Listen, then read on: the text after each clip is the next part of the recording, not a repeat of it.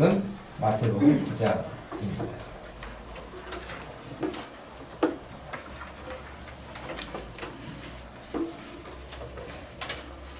마태복음 9장 9절에서 13절 말씀 찾아서 우리 같이 읽겠습니다.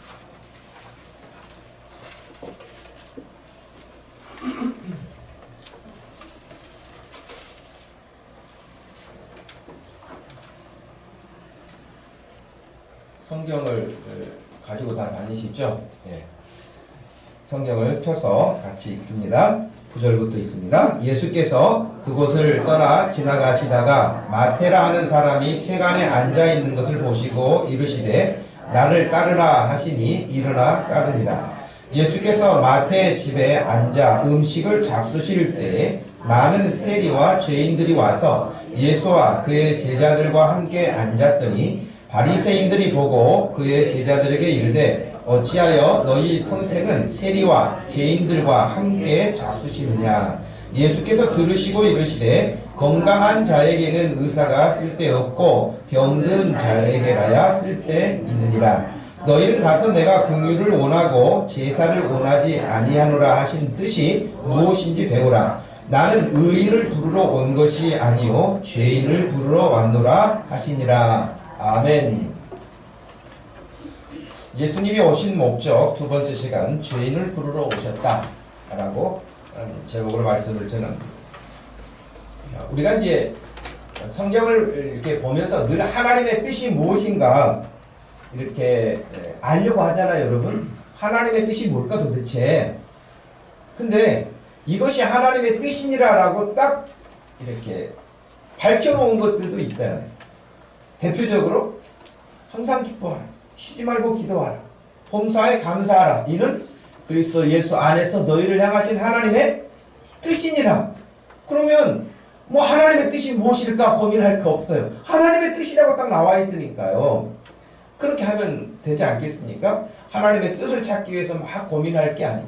여러분의 모든 문제, 뭐 사업이 됐든 가정이 됐든 학업의 문제가 됐든 장래의 미래에 대한 어떤 계획이 됐든 간에 그 모든 것이 하나님의 뜻 안에 있을 때에 항상 기뻐하는 거고 항상 기도하는 거고 모든 일에 감사하는 것이에요.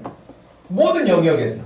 그게 하나님의 뜻이라는 거예요. 하나님 이건 너무 걱정스러운 거예요. 이건 너무 힘든 일이에요. 그래서 이건 기뻐할 수도 없어요. 이건 감사할 수가 없어요. 이건 기도거리가 아니에요. 등등 그럴 게 아니라 어떤 환경에서 어떤 문제를 만난다 할지라도 하나님의 뜻이라고 말씀하셨으니까 그 뜻을 따라서 나가면 될 줄로 믿습니다.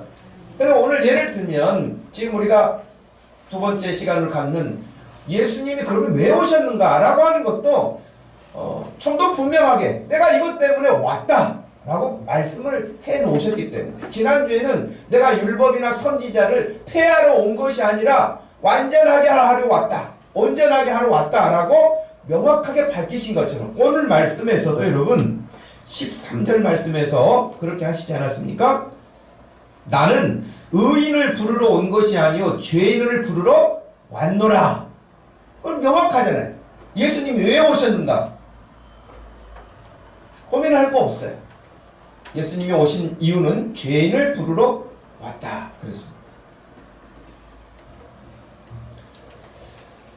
이 말씀을 또 단순하게 살펴보면은 나는 의인을 부르러 왔다거나 죄인을 부르러 의인을 부르러 왔다거나 또 똑똑한 사람을 부르러 왔다거나 완전한 사람을 부르러 온 것이 아니라 죄인을 부르러 온 것이다. 죄인을 찾아온 것이다. 여기까지는 쉽죠. 그러면 문제는 누가 죄인이냐는 거예요. 죄인을 부르러 오셨는데 누가 죄인이냐는 거예요. 그럼 누구는 또 의인이냐는 거예요. 의인은 부르러 오시지 않았다는 거예요. 죄인을 부르러 오셨지. 근데 오늘 본문 말씀에서도 누가 죄인이라고 지명이 돼 있어요. 예수님이 죄인이라고 지명되어 있는 건 아니에요. 사람들이 죄인이라고 하고 있었고 또 의인이라고 하는 사람들도 있었거든요. 성경에 오늘 본문을 보면 나오는데 먼저 10절과 11절에 보면 예수께서 마태의 집에 앉아 마태는 또 다른 이름은 레위라고도 되어 있는데요. 그 집에 앉아서 음식을 잡수실 때에 많은 세리와 죄인들이 왔다. 많은 세리와 죄인들이 왔다. 이 마태도 세리였거든요. 그러니까 세리네 집에 세리가 오는 것은 좀 자연스럽죠. 그 당시 세리를 가깝게 하는 사람들은 별로 없었거든요. 그리고 또 죄인들, 세리들도 사람들의 눈에 별로 그렇게 은혜되지 않게 보이고 좋아 보이지 않는데 거기 또 죄인들까지 가득 모인 것 같아요. 마태네 집에. 그러면 11절에 바리새인들이 보고 그의 제자들에게, 예수님의 제자들에게 이르되 어찌하여 너희 선생은 세리와 죄인들과 함께 잡수시느냐.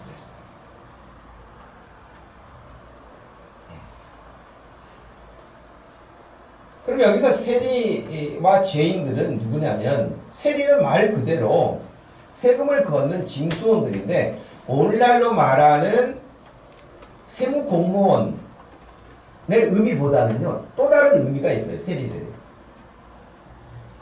당시 로마가 전 세계를 지배하다시피 하고 있던 그런 시대 아닙니까? 그러니 얼마나 많은 돈이 필요하겠어요.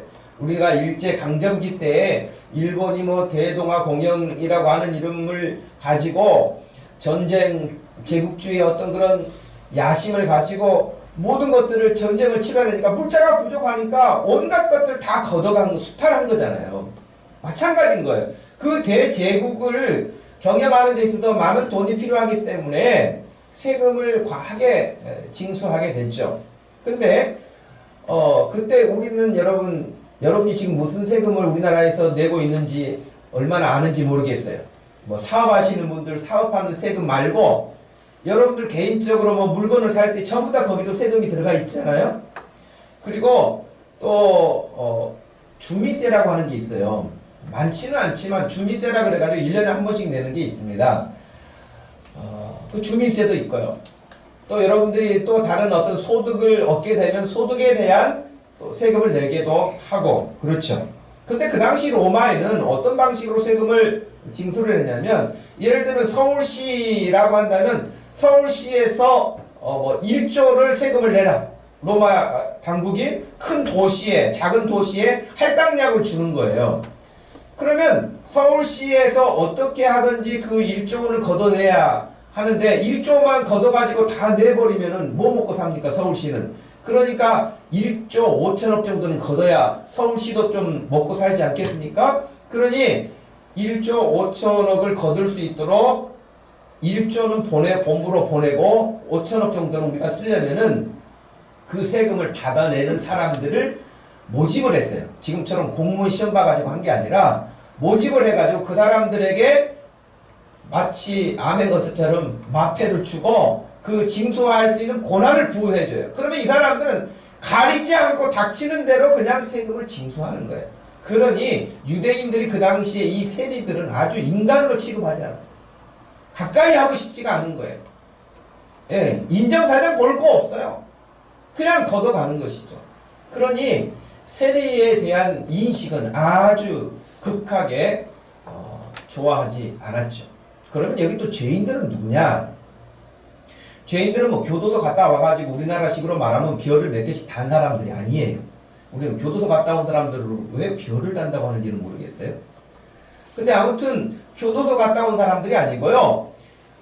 아주 지극히 종교적인 의미에서, 유대사회가 종교사회잖아요. 그러니까 종교적인 의미에서 믿음 없는 사람도 죄인이에요. 율법 잘 모르는 사람 죄인이에요. 한마디로 무식한 사람들은 다 죄인이에요.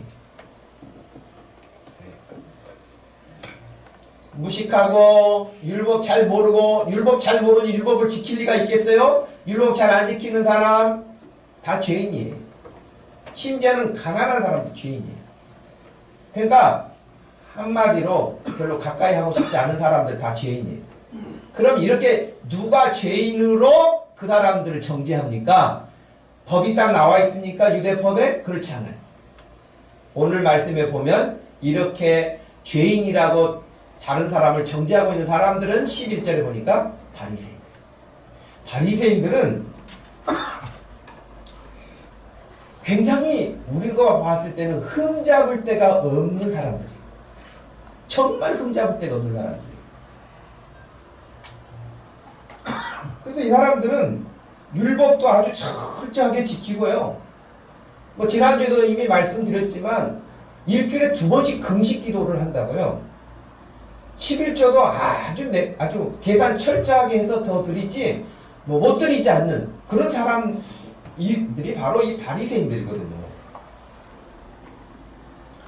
그러니 이 사람들 눈으로 보았을 때에 믿음 생활 제대로 하지 않고 율법 잘 지키지 않고 이런 사람들 보면 말 그대로 죄인, 가까이 할 수 없는 사람들, 더 멀리 생각하면 하나님의 나라에 합당하지 않은 사람들, 그렇게까지 봤던 것이죠. 자, 바리새인들이 볼 때의 죄인들, 세리들 마찬가지입니다. 그 당시 말씀드린 이 세리들에 대한 이야기가 나오는데 기원전 59년부터 17년까지 AD 17년까지 살았던 로마 역사학자라고 하는 리비라는 사람은 이런 이야기까지 했거든요. 그 당시의 이야기를 세리가 있는 곳에는 법이 존재하지 않았고 돈을 내야 하는 사람들에게는 자유가 존재하지 않았다. 이 말이 뭐겠어요? 말 그대로 세리가 돼가지고 그냥 징수하면 거기는 다른 이유가 없다. 그런 정도 아니겠습니까? 그러니 다 거리를 두고 죄인으로 멀리하고 그랬는데 이런 사람들을 보고 있는 바리새인들의 눈에는 어떻게 보였겠습니까? 바리새인은 지난번에 누가복음 18장에 바리새인과 세리가 기도하는 장면 여러분 기억하시죠? 그 장면에서 오늘 말씀과 조금 이렇게 연결되는 부분이 뭐가 있을 것 같아요? 바리새인의 입장에서 볼 때 나는 저 세리와 같지 않음이라고 말해요. 그러면서 저 세리를 뭐라고 말하냐면 자기는 불의를 행한 적이 없다. 세리는 다른 말로 불의를 행하는 사람이다. 그렇게 보는 거 아닙니까? 그러니 이 지금 세리라고 말하고 죄인이라고 정죄하고 있는 사람들인 바리새인의 눈에서 보았을 때는 아주 별로 기대할 것이 없는 그런 사람들이죠. 실제로 이 바리새인들에 대한 이야기 마가복음 10장에서도 보면은요, 한 사람이 예수님에게 달려왔어요. 달려와서 물었습니다. 선생님, 내가 무엇을 하여야 영생을, 다시 말하면 구원을 얻을 수 있습니까? 라고 물었어요. 그래서 19절 말씀에 네가 계명을 안 하니 살인하지 말아라, 간음하지 말아라, 도둑질하지 말아라, 거짓 증언하지 말아라, 속여 빼앗지 말아라, 내 부모를 공경하라. 다 10계명에 있는 거 아닙니까? 그랬더니 20절 말씀 한번 읽어보실까요? 시작. 그가 여짜오되 선생님이여 이것은 내가 어려서부터 다 지켰나이다. 그 다 지켰다는 거예요. 이건 이 정도는요 어렸을 때부터 그냥 해온 겁니다.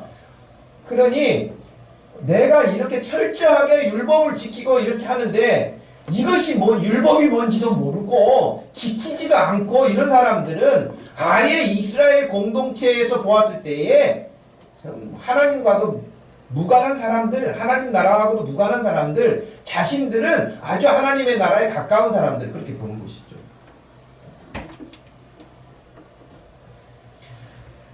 그러니 이런 사람들을 다 지금 죄인이라고 그랬어요. 다 죄인이라고. 그러면 누가 의인입니까? 말씀 잘 지키는 바리새인 자신들은 의인인 거예요. 당연히 의인이겠죠. 남의 것을 빼앗은 적도 없고 속인 적도 없고 부모도 공경하고 살인도 안 하고 도둑질도 안 하고 간음도 하지 않고 뭐 하나님 앞에 안식일도 잘 지키고 11조도 잘 내고 다 지금 바리새인들이 했던 말 아닙니까? 그러면 예수님이 아이고 그랬구나, 네가 아주 모태신앙이고 믿음이 좋구나, 그래 바로 너 같은 사람이 구원을 받는 거지, 그렇게 하는 게 영생을 받는 거야 라고 이렇게 말씀해 주셨으면 얼마나 좋겠어요. 근데 예수님이 그 다음에 하신 말씀이 뭐냐면 21절 말씀 한번 읽어봅시다. 시작. 예수께서 그를 보시고 사랑하사 이르시되 네게 아직도 한 가지 부족한 것이 있으니 가서 내게 있는 것을 다 팔아 가난한 자들에게 주라. 그리하면 하늘에서 보화가 내게 있으리라. 그리고 와서 나를 따르라 하시니 그 사람은 재물이 많은 고로 이 말씀으로 인하여 슬픈 기색을 띠고 근심하고 간다. 부족한 게 있대요. 분명히 지금 앞절 말씀에 20절에 이것은 내가 어려서부터 다 지켰습니다. 다 지켰습니다. 그 말의 의미에는 나는 지금 흠이 없습니다. 온전합니다. 뭐가 부족한 게 있습니까 제가? 그런 뜻인데 예수님은 너에게 아직도 한 가지 부족한 것이 있다. 주님이 보실 때 부족한 게 있는 거예요.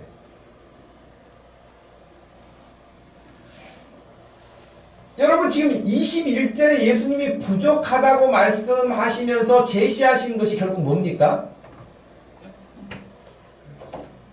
여러분 지금 21절 말씀을 여러분에게 요구하시면 여러분 어떻게 하실래요? 아이고 저는 부자도 아니에요. 아니 부자 아니니까 너는 더 마음 편하겠다. 그냥 다 정리해가지고 가난한 자에게 나눠주고 나를 따르라. 굉장히 혼란스러울 거예요. 꼭 이렇게 예수를 믿어야 되나? 부터 시작해가지고 다른 교회 가보겠죠. 다른 교회도 그렇게 말을 하는가? 진짜 이렇게 예수 믿는 건가? 이게 맞는 건가? 그럴 거란 말이죠.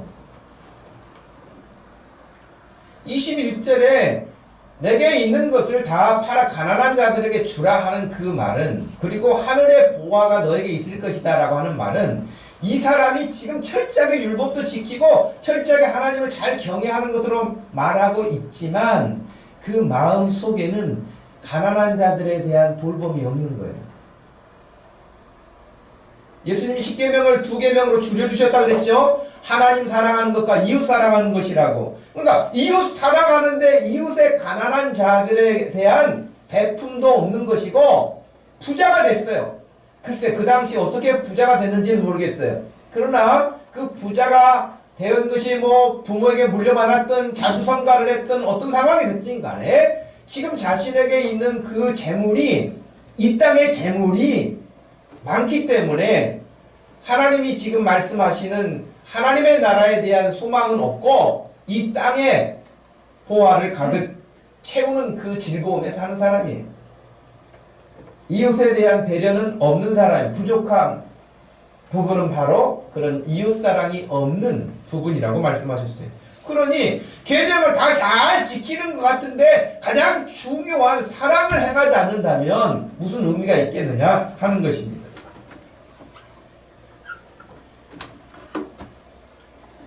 자, 얼른 겉으로 보았을 때는 여러분 그 세리나 죄인들을 보고 그 다음에 이 철저하게 신앙생활에 하여튼 속까지는 모르지만 일단 겉으로 보았을 때 열심인 사람, 그냥 우리 교회를 놓고 보십시다. 우리 교회를 놓고 보면은 예배 안 빠지지요, 기도에도 안 빠지죠, 성경 공부 열심히 하지요, 봉사도 열심히 하지요. 그 사람이 하나님 나라에 더 가까워 보입니까? 교회 가끔 나오지요, 가끔 나와도 늘 늦지요, 봉사도 잘 안 하지요, 가끔 길가에서 만나는데 술 쳐가지고 갈지자로 왔다 갔다 하지요. 그럼 누가 더 가까워 보여요? 하나님 나라에.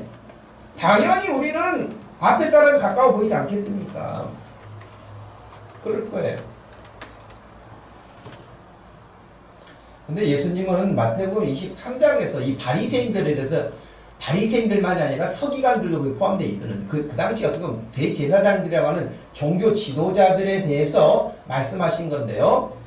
바리새인들은 다 종교 지도자만은 아니에요. 그 안에 율법 학자들도 있고 또 지위가 있는 사람도 있지만 바리새파에 소속된 일반인들도 있기 때문에 통칭해서 바리새인들이라고 하는데 25절에 보니까 화가 있을 거라는 거예요. 바리새인들에게 축복의 말씀을 하시는 게 아니라 너희들에게는 큰 화가 임할 것이다. 그런 거예요. 그러면서 첫 번째 하신 말씀이 외식하는 서기관들과 바리새인들이요 라고 했어요. 외식한대요. 잔과 대접의 겉은 깨끗이 하되 그 안에는 탐욕과 방탕으로 가득하게 하는도다. 그릇은 깨끗하게 씻어서 먹는데요. 그리고 깨끗하게 안 씻어서 먹는 사람들 보면은 또 죄인들이라고, 왜 하나님의 법을 안 지키느냐, 장로의 유전을 지키지 않느냐라고 또 그렇게 지적해요. 그런데 그런 것은 깨끗하게 하는데 그 안에는, 그 마음속에는 탐욕이, 방탕이 가득하다는 거예요. 그리고 화가 있다고 말씀하시면서 26절에 뭐라 해요? 눈까지 멀었다고 말해요. 눈이 멀었다는 거예요. 눈 먼 바리새인이여, 너는 먼저 안을 깨끗이 하라. 그리하면 겉도 깨끗하게 될 것이다. 그랬어요. 계속 화가 있을 거라고 27절에도 그러셨잖아요. 화 있을진저 외식하는 서기관들과 바리새인들이여, 회칠한 무덤 같으니 겉으로는 아름답게 보이나 그 안에는 죽은 사람의 뼈와 모든 더러운 것이 가득하다.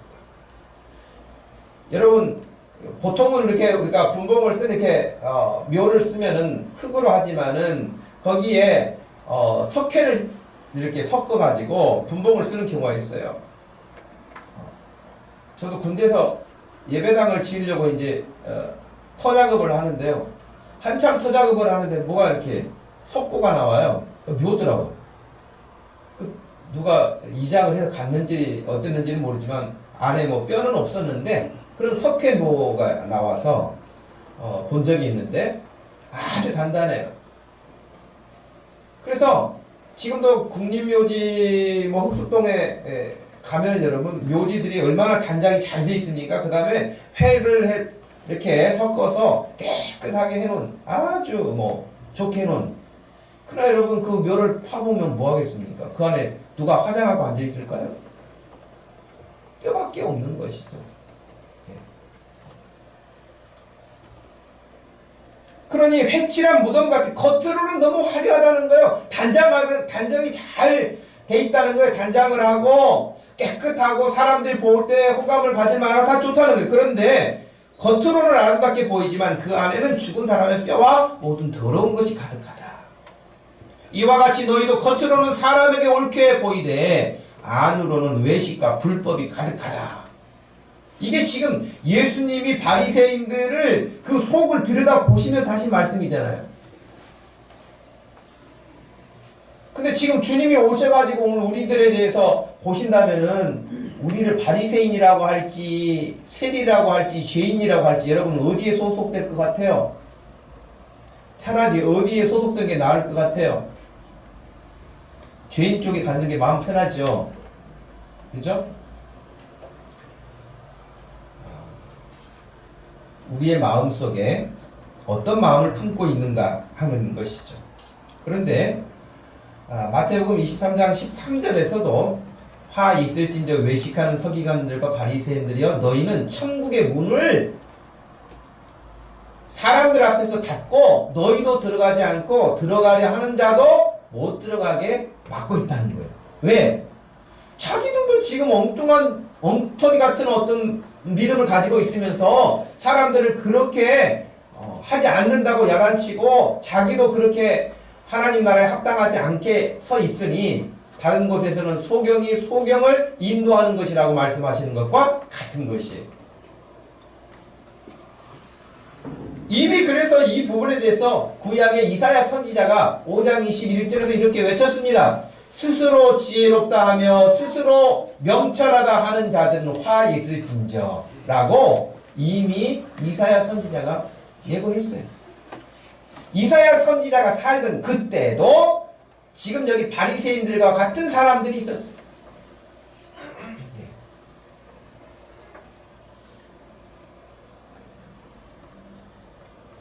글쎄 뭐 신문 뉴스를 보고 그러면 우리나라 사법부도 별다를 것 같지는 않아요. 좋은 사람도 있겠죠. 바르게 하고 정의롭게 공의롭게 하는 약자들의 편을, 억울한 사람들의 편을 들어서 바르게 판단해내려고 하는 사람들도 있죠. 그러나 뭐 흔히 말하는 셀프 개혁부터 시작해가지고 다 자기들끼리는 죄 없다고 문제 없다고 다 넘어가고 이게 뭐가 되겠습니까? 슈퍼에서 빵 몇 번 훔치다가 여러분 들어가가지고 3개월 살고 나온 사람도 있고요. 6개월 사는 사람도 있어요. 그리고 두 번, 세 번 반복하면 가중돼요, 법이.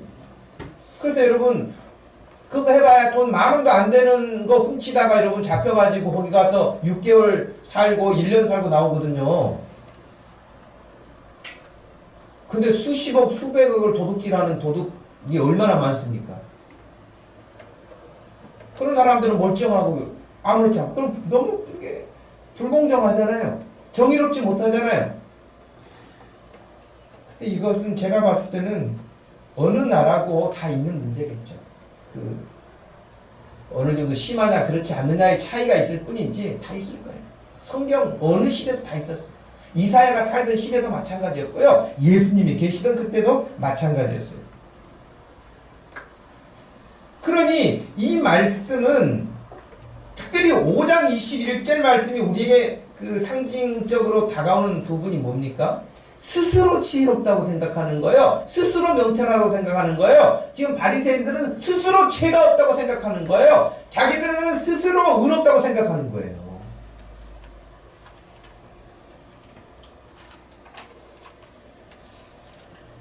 스스로. 근데 성경에 보면 스스로 또 이렇게 하는 사람들이 있었어요. 마치 큰 착각을 하고 있었던 요한계시록 3장에 나오는 라오디게아 교회를 여러분 잘 아실 거예요. 여러분 거기 한번 찾아서 읽어볼까요? 라오디게아 교회가 얼마나 스스로 착각하고 있었는지. 바리새인처럼 이사야 시대처럼 한참 시간이 지났는데도 또 라오디게아 교회가 마찬가지였거든요. 예. 한번 14절에서 20절까지 읽어보겠습니다. 시작.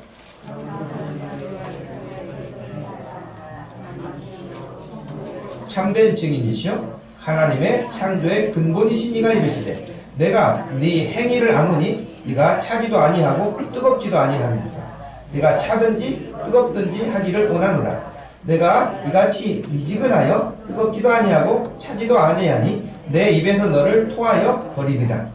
네가 말하기를 나는 부자라 부요하여 부족한 것이 없다 하나 내 곤고한 것과 가련한 것과 가난한 것과 눈먼 것과 벌거벗은 것을 알지 못하는도다. 내가 너를 고나노니 내게서 불로 연단한 금을 사서 부요하게 하고 흰 옷을 사서 입어 벌거벗은 수치를 보이지 않게 하고 안약을 사서 눈에 발라 보게 하라. 무릇 내가 사랑하는 자를 책망하여 징계하노니 그러므로 네가 열심을 내라.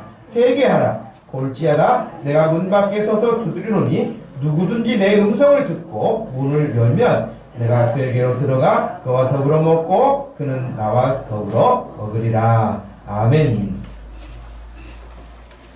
이 말씀 중에 여러분 17절 말씀을 보십시오. 라오디게아 교회 성도들이 스스로 생각하기를 나는 부자다, 부유하다, 부족한 것이 없다 그렇다는 거예요. 모든 면에서 부족한 것이 없다는 거예요. 지금 바리새인들이 자기들은 의인으로 생각하는 거잖아요. 부족한 것이 없다. 그거 어렸을 때부터 다 지켰습니다. 지금도 내게 뭐 더 필요한 게 있습니까? 라고 물을 정도니까 이 라오디게아 교회 성도들하고 똑같은 거예요. 부족한 게 없다. 그런데 예수님의 평가는 늘 달랐단 말이에요. 바리새인들을 보면서도 해칠한 무덤이라고까지 강력하게 질타를 하셨는데 오늘 라오디게아 교회에서도 여전하게 네가 너의 곤고한 것과 가련한 것과 가난한 것과 눈먼 것과 벌거벗은 것을 너는 지금 알지 못하는구나. 이렇게 극단적인 차이가 뭐겠습니까, 여러분? 딱 한 가지예요. 바리새인들이 스스로 생각하는 의로움과 예수님이 보시는 회칠한 무덤 극단적으로 갈리잖아요. 여기 지금 라오디게아 교회도 나는 부자도 부족함이 없다, 충분하다. 그런데 예수님은 너 지금 곤고하다, 가난하다, 눈멀었다, 벌거벗었다. 아니 극단적으로 나뉘잖아요. 이 차이가 뭡니까? 속사람. 스스로를 의롭다고 여기는 사람들 대부분, 스스로 부자라고 생각하는 사람들, 스스로 지혜롭다고 하는 사람들, 그 사람들 대부분의 그 평가의 기준이 그 영혼의 속사람의 기능이 아니에요. 겉으로 드러나는 거예요. 겉으로. 겉보기에. 사람들 보기에. 그런 거였어요. 여러분 구약 성경에서도 하나님께서 사무엘에게 말씀하셨잖아요. 사람들은 사람의 겉을 보지만 나는 사람의 중심을 본다. 다윗을 세울 때도 여러분 그러지 않았습니까? 엘리압이 딱 나타났어요. 이세 아들 엘리압이 나타나니까 사무엘의 눈에 사울 왕 못지않게 멋지게 생겼다. 이 사람이구나. 하나님 택한 사람이 이 사람이구나 하고 그 사람에게 기름을 부어서 왕을 세우려고 했거든요. 그때 하나님께서 사무엘에게 그러셨어요. 아니다. 사람들은 그렇게 겉을 보고 평가하지만 나는 그 중심을 본다. 첫째, 둘째, 셋째 다 지나갔어도 하나님이 택한 사람이 없었어요. 겉으로는 다 출중한 사람들이었어요. 다윗의 형들이. 근데 지금 들판에서 양떼 지키고 있는 막내, 아직 형들에 비하면 그렇게 걸출하지도 않아요. 그런데 그 다윗을 보고 내 마음에 합한 자라고 하나님이 그에게 기름을 부으라고 하셨거든요. 그러니까 하나님은 사람의 중심을 보세요.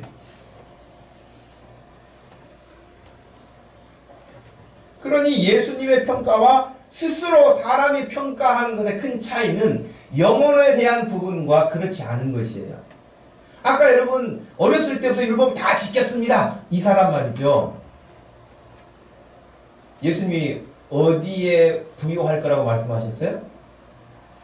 어디에? 그래, 네가 가난한 자들에서 이렇게 다 나눠주고 나를 따르게 되면 너는 1년 후면은 갑절로 네가 부자가 돼 있을 거야. 그러셨나요? 뭐라고 하셨어요? 하늘에 천국에 보화가 많을 것이다. 그러니 여러분 하나님이 약속하신 하나님의 나라에 대한 아예 기대도 없고 눈에 보이지 않으니까 다 무시하고 그냥 눈에 보이는 것만 붙잡고 어떻게 해서라도 여기서 더 뭐 많은 것들을 가지려고 하고 누리려고 하고 즐기려고 하고 하는 사람들에게는 전혀 보이지 않는, 전혀 마음이 가지 않는 그런 것이었죠.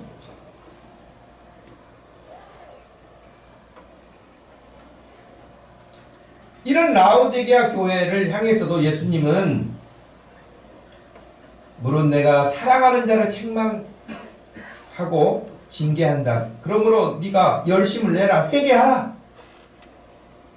회개해라. 열심을 내라. 너 차지도 않고 뜨겁지도 않고 그 미치근 하지 않냐? 지금 토하여 낼 것 같다. 여러분 구토를 해보신 분의 경험들, 속이 얼마나 불편하면 구토를 하게 되겠습니까? 구토할 때 그 속이 너무 힘들어요. 저는 멀미를 안 해봤습니다만 멀미하는 사람들은 막 너무 괴로워하잖아요. 울렁거린다 그러잖아요. 그래서 이제 구토하게 되는데 지금 예수님이 라오디게아 교회가 하고 있는 모습을 보니 지금 구토 직전이라는 거예요. 속이 너무 불편하다는 거예요. 우리를 보시면서 그러지 않으시기를 바라요. 그냥 여기 있는 사람은 그냥 우리 교회 이름 사이다 교회로 바꿀까요? 예수님이 보실 때 속이 시원하셨으면 좋겠어요. 울렁거리는 것이 아니라. 근데 지금 라오디게아 교회는 자기들끼리는 진짜 현실적으로 돈도 많았거든요. 그 교회가 부자였어요. 부족함이 없었어요. 그런 거에 대해서는. 근데 속사람은 완전히 마르고 말아서 뼈만 앙상하게 남은 것과 같은 그런 처지였거든요. 근데 그걸 아무도 인식하지 못하는 거예요. 아무도 보지 못하는 거예요.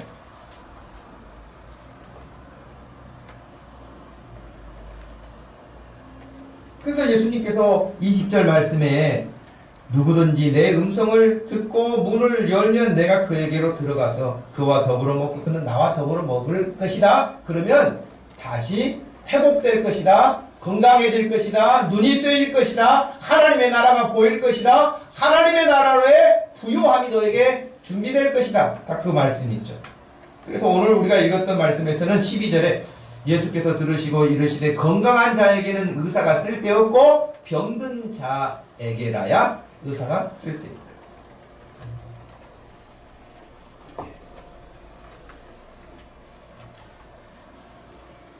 제가 장담하건대 저를 비롯해서 여기 있는 여러분들 주님이 오셔가지고 다 청진기, 영혼의 청진기를 태면 전부 다 입원해야 되지 않을까요?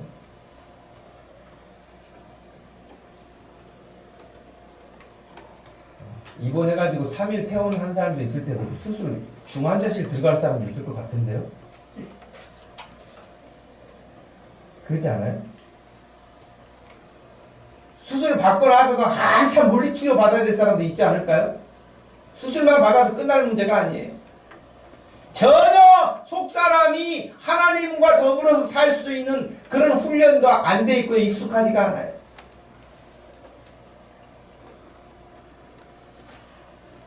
우리 주님이 보실 때, 진단하실 때에 병원에 가서 입원할 수 있는 그런 상태가 아니기를 바랍니다.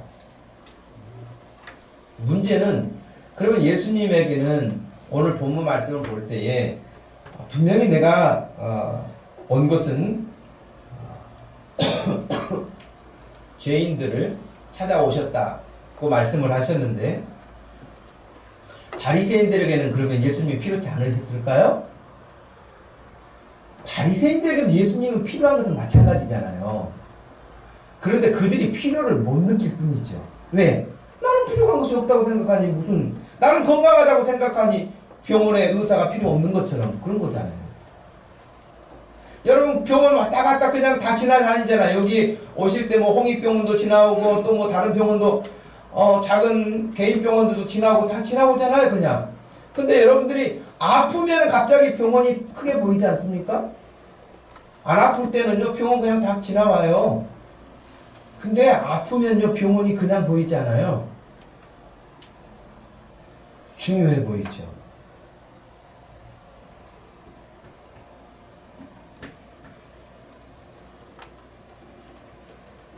예수님은 세리에게도 필요하십니다. 예수님은 죄인들로 취급받고 있는 사람들에게도 필요하십니다. 예수님은 의롭다고 스스로 생각하고 있는 그 바리새인들에게도 예수님은 필요합니다. 모두에게 예수님은 필요합니다.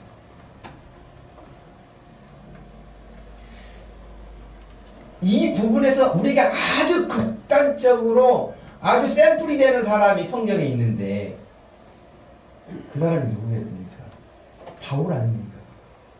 바울은 바리새파 출신이잖아요. 진짜 바리새파 출신이에요. 출신이 거기에요.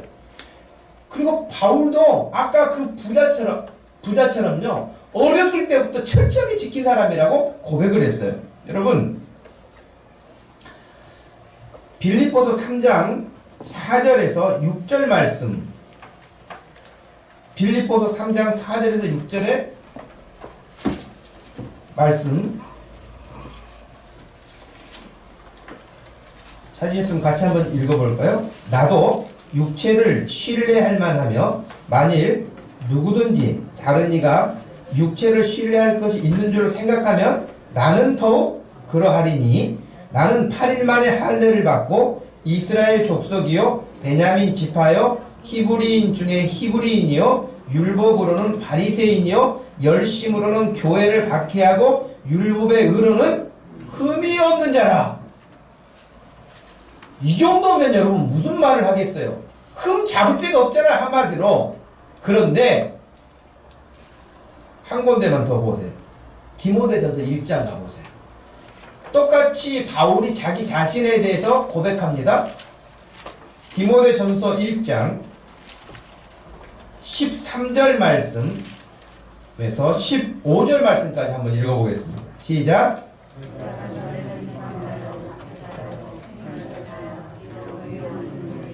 내가 믿지 아니할 때에 알지 못하고 행하였습니다.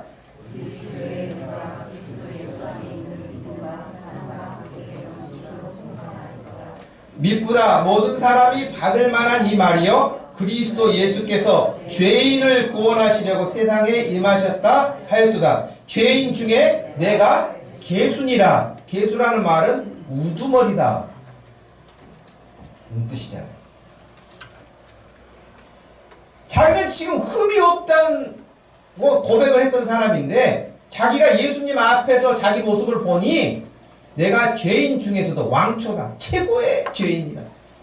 나보다 큰 죄인이 없다 라고 고백한 것입니다. 여러분, 바울의 이런 고백을 보시면 아니야, 바울만 그런 게 아니야, 사실은 나도 그래. 여러분, 지금 마음에 그런 동의가 일어나시나요?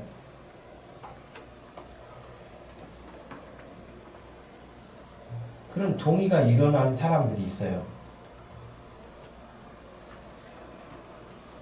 사도 바울이 자기가 아주 흠이 없다, 아주 이렇게 열심히였다, 그렇게 했는데 자기가 주님 앞에 주님을 만나고 보니 내가 죄인 중에 아주 이런 흉악범이 없었구나, 내가 나보다 더 큰 죄인이 없구나 라고 그렇게 고백을 했는데요. 그 바울의 고백을 읽는, 성경을 읽는 중에 자기가 죄인이라는 사실을 깨달은 사람들이 있어요. 이미 청소년기에 마니교라고 하는 이단에 빠져가지고요, 육체 정욕과 그런 그 방탕한 삶을 살았던 사람이 어거스틴이라는 사람이에요.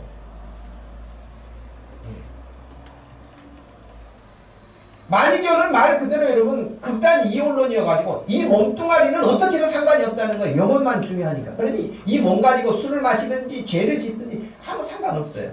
그런 어떤 극단 이혼론이거든요. 그런 것에 빠져가지고 방탕하고 살았거든요. 그러다가 그가 예수 그리스도를 만나고 이 말씀, 바울과 같은 내가 죄인 중에 괴수라는 이런 말씀을 읽고 바울이 죄인 중에 괴수가 아니라 내가 죄인 중에 괴수라는 것을 깨닫고 예수님께 돌아오고 회개하는 사람이에요. 그래서 기독교 역사에 있어서 얼마나 큰 일을 한 사람인지 모릅니다. 우리나라에 불교와 도사상에 빠졌던 길선주라는 도사가 있었어요. 이 사람은 우리 신학교 다닐 때 신학생들에게 많이 좀 이렇게 불평의 대상이기도 했죠. 왜냐하면 이 사람은 도인이었기 때문에 새벽잠이 없어요. 그래가지고 새벽 3시면 일어나가지고 산속으로 목욕하고 산속으로 돛 닦으러 들어가요. 이런 도인이었거든요. 근데 이 사람이 성경을 읽고 말씀을 듣는 중에 바울이 죄인이 아니고 내가 그런 죄인이구나 라는 사실을 깨닫고 자기가 죄인 중에 괴수라고 했어요. 그리고 이 사람이 예수 그리스도를 믿는데 평생을 돛 닦으면서 살았던 사람이니까 예수 믿었어도 여러분 잠이 새벽에 안 옵니까? 새벽 2시면 다 눈이 떠지는데. 그래서 이 사람이 시작한 게 새벽 기도예요. 한국의 새벽 기도가 사실은 이분 때문에 시작한다고 역사적으로 그렇게 알려져 있어요. 신학생들이 불평이 많았어요. 왜 길 목사님은 새벽 기도를 만들어가지고 신학생들이 다 그 시간에 얼마나 밤늦게까지 공부하고 자기 좋아하고 새벽에 일어나기 힘들고 그러니까 불평도 하고 그랬었거든요. 근데 이분은 예수 믿고도 새벽에 일어나서 그렇게 돛 닦는 것에서 예수 그리스도로 방향이 바뀌어가지고 그렇게 예수님을 했던 사람, 향하여서 달렸던 사람이에요. 그런데 그가 예수님을 만나고 이 말씀을 읽는 중에 내가 죄인 중에 괴수라고 한 거예요. 한 사람만 더 본다면 여러분, 마페 선교사라고 우리나라에서 선교 활동했던 선교사님을 돌로 막 때렸던 사람이에요. 평양 장대인 교회 예배당도 막 부셨던 깡패예요. 이기풍이라고 하는 사람이에요. 이 사람도 예수님을 만나서 자신이 죄인이라고 회개하고 목사가 됐어요. 그리고 그 당시에는 가장 요즘에는 관광하기 때문에 제주도 많이 가지만은 미신에 찌들려 사는 사람들이 여러분 제주도입니다. 그래서 거기는 선교지라고 그랬어요. 그 당시에도. 근데 이기풍 이 깡패가 예수 믿고 목사로 바뀌어서 가장 어려운 곳으로 가겠다 그래서 제주도로 내려가서 제주도에서 복음을 전합니다. 이 사람들이 바울만 죄인의 괴수라고 생각하지 않고 성경을 읽는 중에 내가 죄인 중에 괴수라고 다 스스로를 자인하고 주님께 회개하고 돌아온 거예요.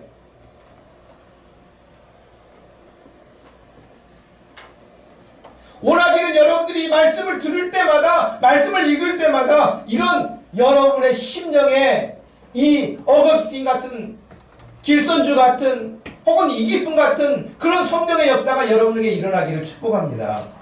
그 사람들만, 또 다른 사람들만 죄인이 아니고 내가 죄인 중에 괴수구나.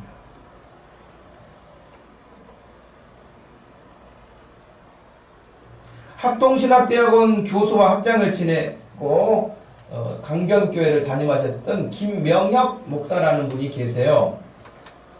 은퇴를 하셔서 지금은 은퇴하신 지가 5년입니까? 거의 뭐 10년 가까이 다 돼 가시는데, 이분이 지금은 전국의 교회, 큰 교회가 아니라 규모가 작은 교회를 1년 내내 돌아다니시면서 예배를 참석하시고 말씀을 전하시고 그러세요.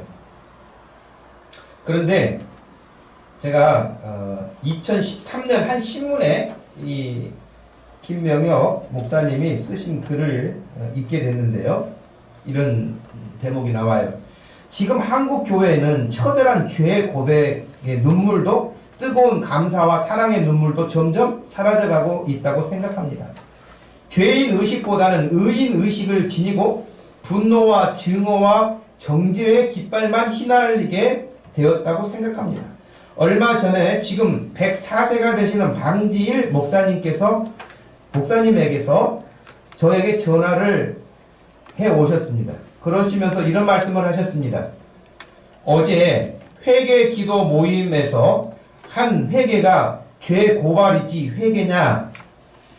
난 아멘 하지 않았어. 라고 104세 되신 방지일 목사님이 자기에게 그렇게 이야기하셨다는 거예요. 그러니까 한국 교회를 위해서 회개 기도하자라고 해가지고 언론 목사님들과 목회자들 또 사람들 모여가지고 한국 교회를 위해서 회개하자라고 그렇게 회개 기도회가 있어서 참여하셨다는 거예요. 그 방지일 목사님이 104세 되신 분이.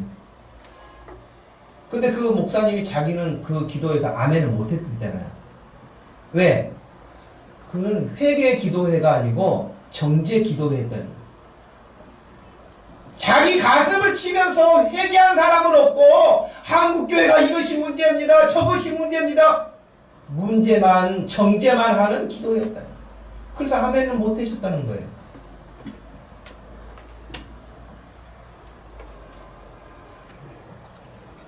우리들의 모습이 이렇게 변해가는 건 아닌가 두려워요. 누가복음 5장 30절 말씀에서는 오늘 우리가 읽었던 본문하고 병행으로 되어 있는 본문이에요. 바리새인과 서기관들이 그 제자들을 비방하였다고 되어 있어요.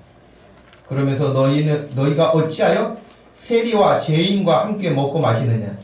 예수께서 대답하여 이르시되 건강한 자에게는 의사가 쓸데없고 병든 자에게라야 쓸데있나니 내가 의인을 부르러 온 것이 아니요 죄인을 불러 회개시키러 왔노라. 그렇게 있어요.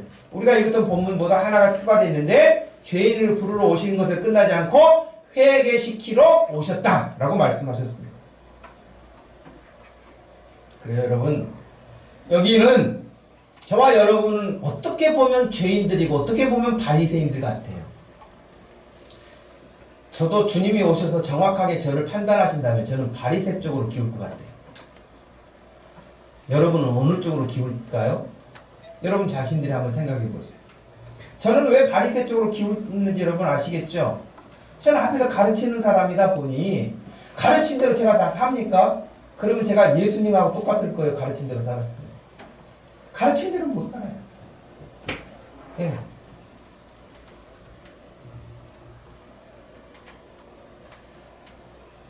그렇기 때문에 우리 중에는 모태신앙으로 어렸을 때부터 바리새인처럼 자랐을지도 몰라요. 시키는 대로 다 하고 순종하고 그렇게 왔는지 몰라요. 그래서 나는 죄인이라는 생각이 별로 안 들 수도 있어요. 나는 흉악범이 아니라고 생각할 수도 있어요. 그 바리새인처럼 말이죠. 근데 우리 주님은 바로 모태신앙으로 자란 사람을 위해서도 오셨고 주일학교 출신으로 자란 사람을 위해서도 오셨고 중간에 예수님 믿은 사람을 위해서도 오셨고 술 주정뱅이를 위해서도 오셨고 아주 흉악범을 위해서도 오셨고 모든 죄인들을 위해서 오신 줄로 믿습니다.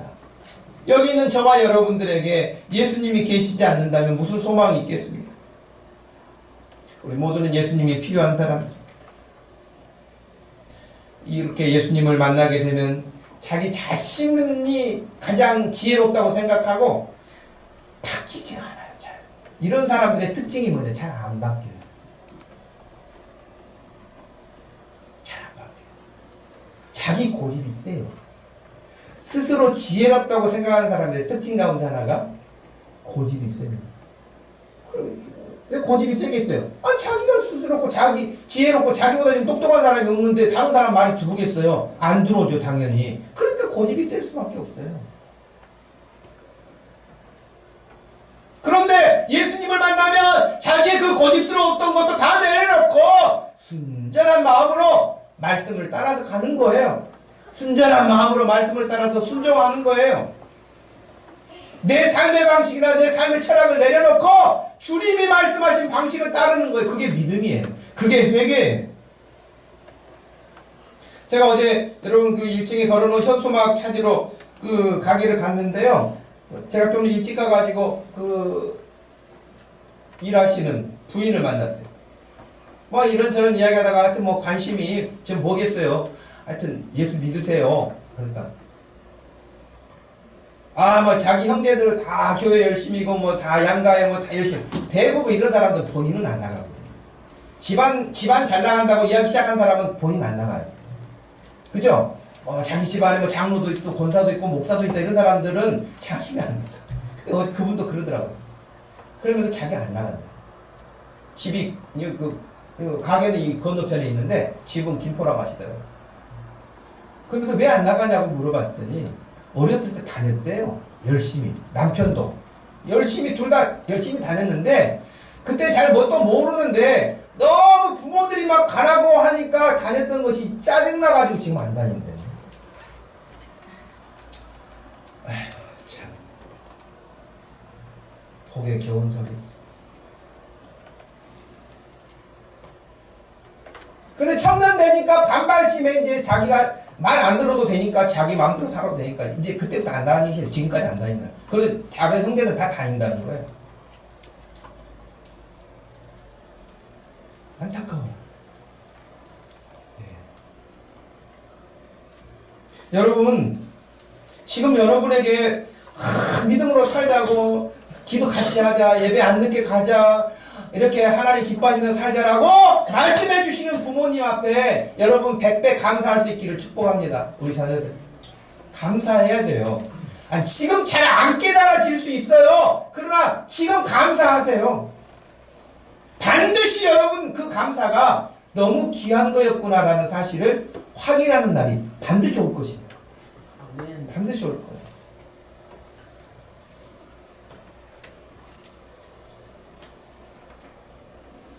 제가 지난 금요 기도회 끝나고 집에 들어가가지고 TV를 본 프로그램 가운데 하나가 있는데 EBS에서는 메디컬 다큐라고 하는 치료일이라고 하는 프로그램을 봤어요.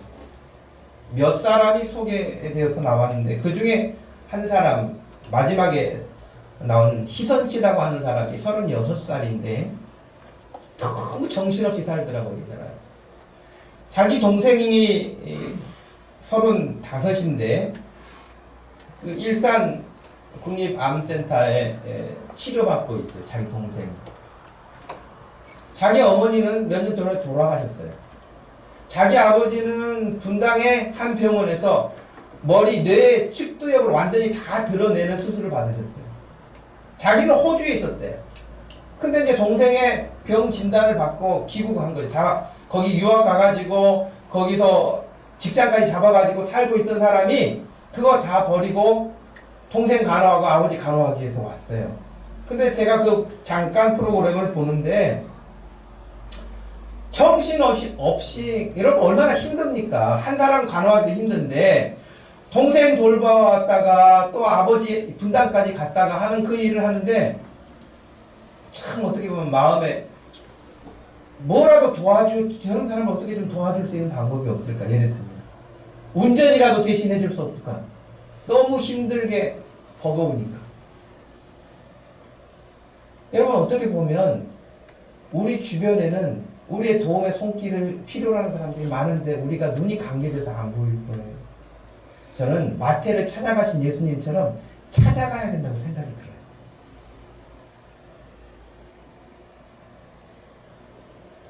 그래도 여러분 형제가 있고 자매가 있고 부모가 있고 옆에 누군가가 해줄 수 있는 사람들 행복한 거예요.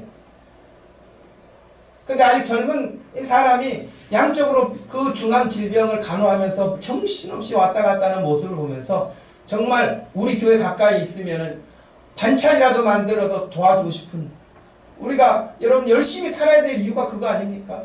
열심히 살아서 돈도 벌고 우리가 일을 할 수 있는 능력도 갖추고, 그래서 어려움에 있는 그런 사람들을 그냥 지나치지 말고 예수님처럼 레위 마태를 찾아가신 것처럼 왕따 당하고 사람들 가까이 하지 않는 사람, 분주한 사람, 힘들어하는 사람, 고통 가운데 절망하고 있는 사람, 이런 사람들을 찾아가는 거예요. 예수님이 오신 목적이 그렇게 찾아오셨고 그들에게 예수 그리스도가 필요한 것을 알려주고 복음을 전하여서 회개하고 주께 돌아와서 구원함에 이르도록 하는 것, 그것이 교회가 존재하는 이유고 저와 여러분을 주님이 부르신 목적인 줄로 압니다. 여러분, 우리가 주님 닮아가려고 하면 딱 한 가지만 하면 됩니다.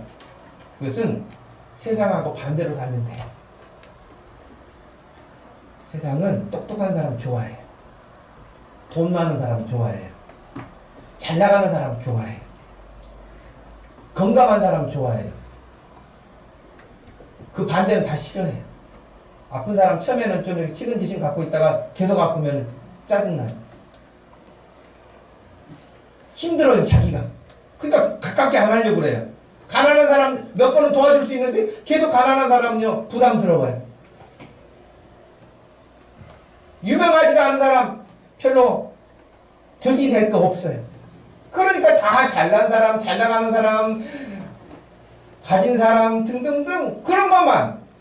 근데 예수님은 반대로 내려오셨고, 내려오셔서도 죄인들을 찾아가셨고, 내려오셔서도 세리들을 찾아가셨고, 사람들이 무시하는 사람들을 존중하셨고, 그렇게 내려가신 것처럼 저와 여러분들이 예수님의 제자니까 우리도 그렇게 사람들을 찾아가고 내려가서 만나고 그 사람들에게 예수의 복음을 전해서 회개하여 구원에 이르도록 하는 그 사명을 예수님이 하시다가 그걸 우리에게 맡기고 가셨잖아요.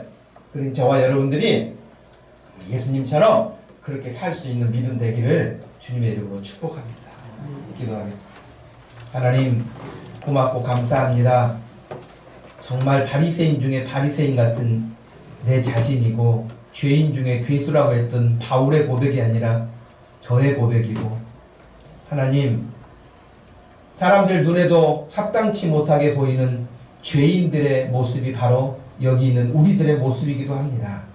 하나님, 스스로 지혜롭게 생각하지 않게 하시고 우리 주님이 보시는 평가를 냉정하게 받아들일 수 있도록 하시고, 죄에서 돌이키고 내 중심에서 돌이키고 온전하게 우리 하나님을 향할 수 있는 믿음의 사람들로 거듭나게 하시고 새로워질 수 있도록 하시고, 그리하여 주님이 하셨던 일을 우리에게 맡기고 가셨으니 우리가 주님이 오신 목적처럼 교회가 세워진 목적에 예수 그리스도의 제자답게 우리가 이 세상을 살아갈 수 있도록 우리 모든 성도들을 축복하시고 우리 목동 주신교회를 축복하여 주옵소서. 예수님의 이름으로 기도하옵나이다. 아멘. 다 같이 자리에서 일어나셔서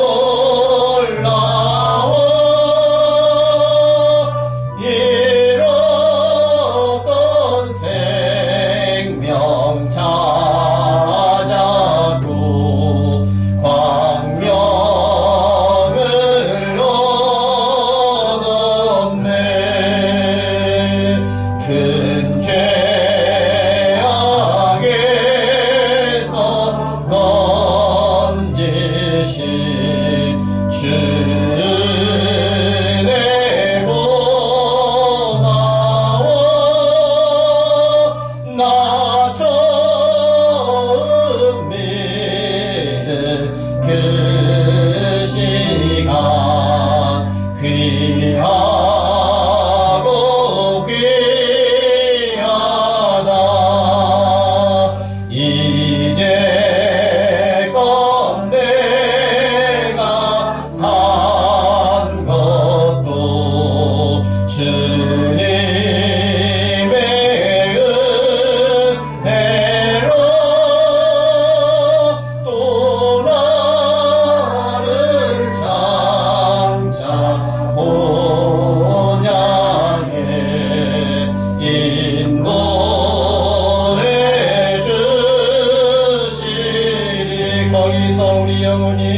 거기서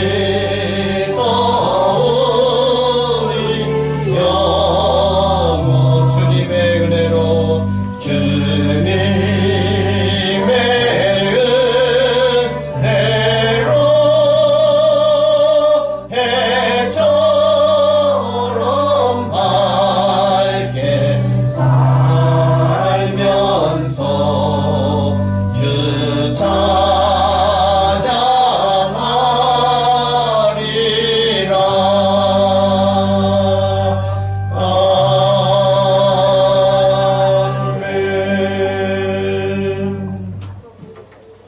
지금은 우리 주 예수 그리스도의 죄인을 찾아오셔서 생명 주신 그 구속의 은혜와 우리 하나님 아버지의 극진하신 그 변함없으신 사랑, 성령 하나님의 위로하심과 내주하심과 우리와 늘 함께 하시어서 지혜롭게 하시고 주의 뜻대로 살기를 격려하시는 그와 같은 큰 은총이 이 시간 함께 예배하는 모든 성도들 머리 위에 지금부터 영원토록 함께 계실지어다. 아멘.